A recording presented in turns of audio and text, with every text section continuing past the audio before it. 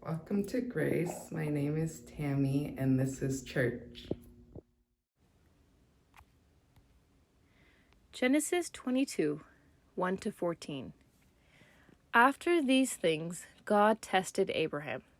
He said to him, "Abraham," and he said, "Here I am." He said, "Take your son, your only son Isaac, whom you love, and go to the land of Moriah, and offer him there as a burnt offering, on one of the mountains that I shall show you." So Abraham rose early in the morning, saddled his donkey, and took 2 of his young men with him, and his son Isaac. He cut the wood for the burnt offering, and set out and went to the place in the distance that God had shown him. On the 3rd day Abraham looked up and saw the place far away. Then Abraham said to his young men, "Stay here with the donkey. The boy and I will go over there, we will worship, and then we will come back to you." Abraham took the wood of the burnt offering and laid it on his son Isaac, and he himself carried the fire and the knife. So the 2 of them walked on together. Isaac said to his father Abraham, "Father," and he said, "Here I am, my son." He said, "The fire and the wood are here, but where is the lamb for a burnt offering?" Abraham said, "God himself will provide the lamb for a burnt offering, my son."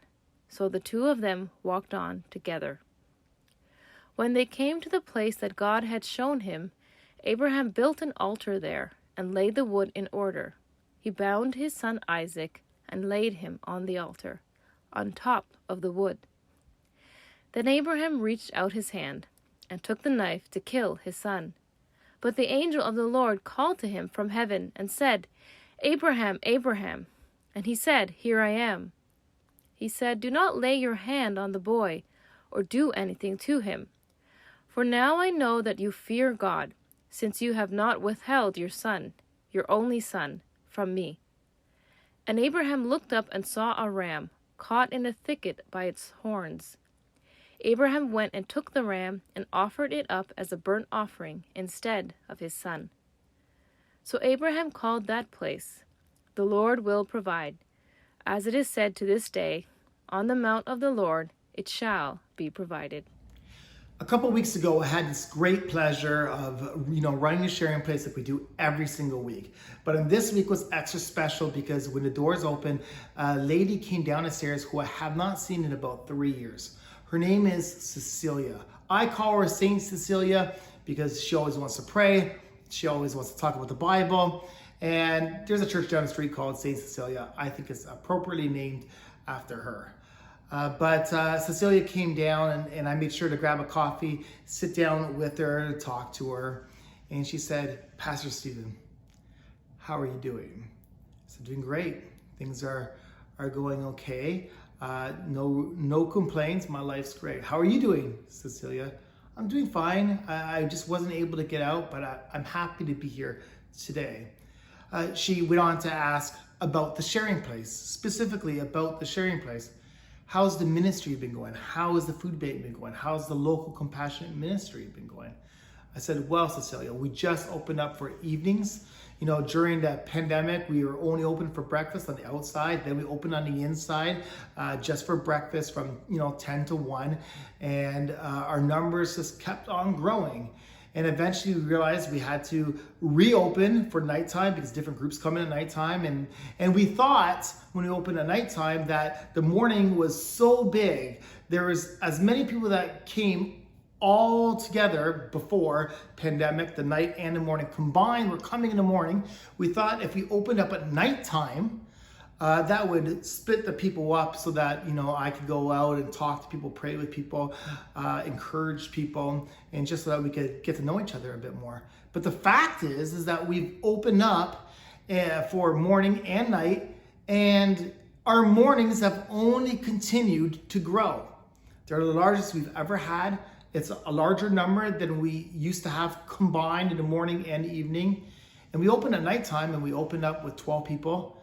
But then the next week it was 16 people and 20 people. And I think last week it was 36 people. So we keep growing, exponentially growing. So there's been a lot of juggling around. The food room is taking a beating. Sometimes our finances are taking a beating because we have to provide more food, like meals. And, I don't know how, but we're getting through it. Cecilia went on to ask me about my family. Pastor Stephen, how is your family doing? I said, my family's great. Noah, you were at the baby dedication. Now he's 4 years old. Seems like yesterday. Feels like I'm sending him off to college tomorrow. He's just growing up so big. And he's such a good big brother. Wait, hold on, Cecilia says. You have a second? I said, I do. It's very privileged to have a daughter, 2 years old, Eva. And she said, that's great, Pastor Stephen. That's great. She had the biggest smile from ear to ear. She was smiling. And she says, I've been reading lately. I've been reading Genesis. We've been reading Genesis. Where in particular have you been reading?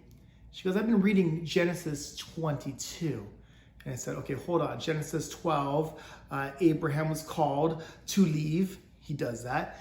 And then in Genesis 15, God promises, that he's going to have generations as much as the stars. And then in Genesis 16, Abraham has a little bit of doubt, so he decides, hey, maybe I should just have my servant, and that's how I'll have the child. And then in Genesis 17, he says to God, hey, why don't you just bless Ishmael? God says, I will bless Ishmael, but you are going to have your own children. In Genesis 18, the 3 visitors come, and they say again, you're going to have children. Sarah laughs. Why did you laugh? I didn't laugh. No, you did laugh.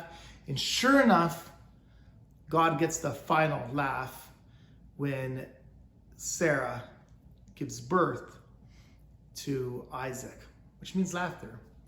And they laugh because who are we to be so old, to have children?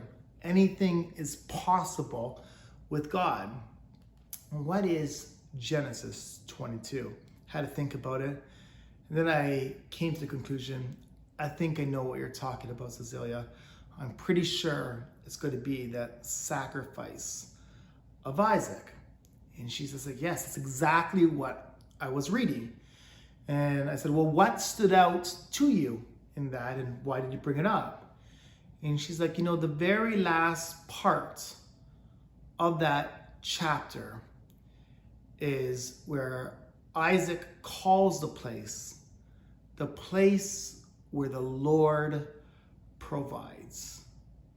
See, that would have been a huge sacrifice. It would have been a huge sacrifice for Abraham, who didn't think he was going to have children, tried to figure out his own way to have children, then had his own child, and then to be called to go and sacrifice Isaac. But at the very beginning, Abraham, what does he say? Here I am. Here I am, Lord. After so many experiences, Abraham's faith had grown, that he didn't know exactly how it was going to happen, but he was sure that somehow or another that God would provide and or things were going to work itself out. I truly believe that God doesn't call us or ask us to do anything that is beyond what we are capable of doing. Wouldn't be fair for me to ask my children to do something that, they're not capable of doing. Wouldn't be fair of me to ask my volunteers to do something that they're not capable of doing. And I'm pretty sure God doesn't test us beyond what we are capable. In fact, the scriptures tell us that he will not test us beyond what we are able to bear. That said, I have to say, this would be a challenge. It'd be a challenge for me who has claimed Christ for 23 years now. I've been a true Christ follower. But this is a hard task, not an easy test. Yet Abraham, here I am, Lord. Here I am. The story I automatically think about when I think about the story of Abraham and Isaac is mirrored in the New Testament, where God sends his only son. While we were still sinners, Christ died for us. And through Christ's death and through Christ's resurrection, God provided. He provided a way for you and me to have a direct relationship with him. Isn't that amazing news that we messed up, but our God said, I have to make this right. I am going to redeem this. It has to be done.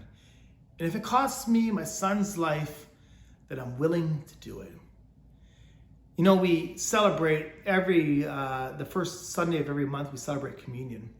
And in that, we celebrate that Jesus has conquered death.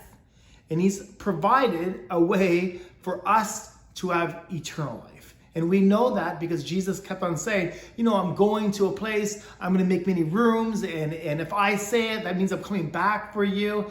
And then he dies and he resurrects. So we can believe all the things that he previously said are true. God gives us hope. You know what? I want to wake up one day and see a peaceful world. A place where people aren't, selfish, where people don't lie, where people don't hate, where people aren't quick to anger. And I think to myself, that's going to be the best part of death, that I get to go to a place where God has made it the way it was meant to be, where he originally designed it. He has provided a way for Stephen to see what he wants to see, what his heart is telling him is right, just in a different place. But we often sometimes can get confused and think that, well, God has provided a way. Well, he provided a way not only, first of all, we should say not only for Abraham, right? He provided a way for Noah with the ark. He provided a way with Moses and the Israelites through the waters. He provided a way for David against Goliath. He provided a way over and over and over again in the Old Testament, in the New Testament, and we know that we serve that same God. So God has a way of providing. The sharing place has been provided for 32 years. We are not government supported. We don't get, we don't have big sponsors. We just get $500 here, $50 there, $10 here, and it all adds up. I remember when I first started working at the sharing place, how I thought to myself on some weeks, I'm like, oh my goodness, we're not gonna have food for Thursday. But a knock would come on the door and somebody would say, oh, instead of having a big birthday party, I decided to donate to the sharing place. Or the BIA would come and say, hey, I have this $1,000 check. Maybe you want to go buy some groceries. One way or another, God always provided. He provided in the Old Testament. He provided in the New Testament. He's provided a way to God through Jesus and for us to have hope in everlasting life. But I also think that he's provided a way for us to change. Lots of people say that adults don't change. We just don't. We're slow to change. All the development happens when we're young, and then once we become adults, we are who we are. Well, I don't actually think that's true. I think, and I believe in this thing called sanctification, that we could be people who can follow God and open our hearts and say, God, can you provide a way? Can you provide a way that my heart changes? My heart which is lustful, my heart that is angry, my heart that somehow for whatever reason may want to lie, my heart that is selfish, my heart that doesn't think about others, my heart that is this sin, that sin, whatever sin. I believe that we can change, but we have to be open to change. We have to be like Abraham and say, here I am, God. I trust you fully. I trust you fully my whole life. I don't necessarily know how this is going to go, but I don't necessarily need to know. All I need to know is that I can trust you. And because you are a good God, you are not going to lead me astray. And because you are a good God, you want the best for me. And because you are a good God, you will help me work through those things. And that is how we change, is that we accept Jesus into our lives. We ask Jesus to reveal those things that are deep down, dark inside of us. And then we constantly work on it. And then we're reminded by the Holy Spirit. And then slowly and slowly and slowly, we change. Dr. David Busick talks about this in our membership classes and sanctification. He does a great job. Just the other day was ordination service at District Assembly. He also talked about it in, the 4 important parts of a church. I can't tell you which part, but it is in one of the parts. Please watch it. I will upload it. It is definitely worth watching.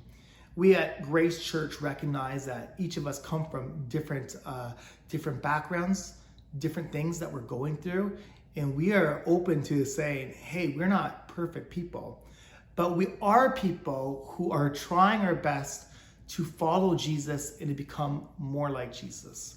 I want to stress that we are starting a Celebrate Recovery program. Celebrate Recovery is a Christ-based program where we work on the addictions, whether it's eating addictions, whether it's lust addictions, whether it's anger addictions, whatever the addictions are, we all deal with sin. And it's the question is, are we going to address it?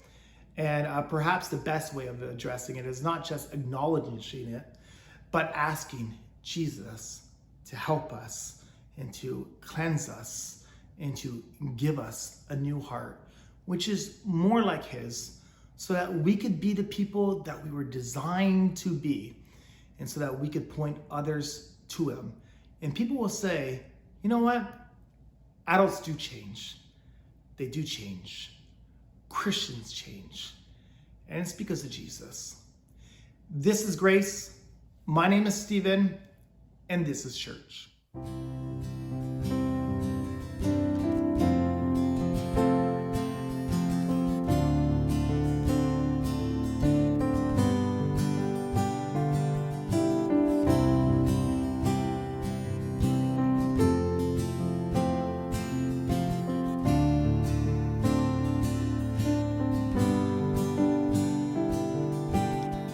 In the quiet, in the stillness.